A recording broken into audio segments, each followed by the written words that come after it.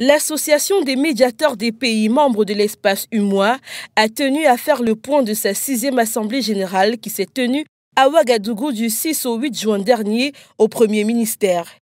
Nous avons toute cette semaine réfléchi ensemble sur les défis auxquels notre espace communautaire est confronté. Ensuite, nous avons renouvelé notre bureau conformément à nos statuts.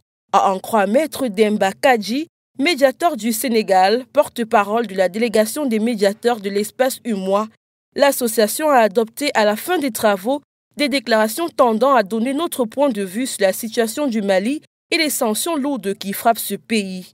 Les membres ont demandé aux États concernés à lever ces sanctions au plus vite pour le bien des populations. Dans une autre déclaration, ils ont tenu à marquer l'ancrage institutionnel de l'institution du médiateur de la République dans l'état de droit. C'est la raison pour laquelle l'association a tenu à voir le Premier ministre pour lui rendre compte de tout cela.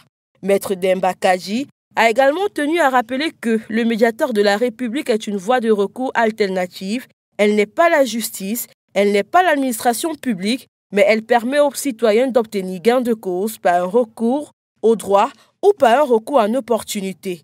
Pour les deux cas, l'association a l'obligation de s'intéresser à la vie de ces États en termes de sécurité, en termes de bon fonctionnement de l'administration pour assurer le citoyen et l'amener à être davantage fidèle, à faire davantage confiance à son administration.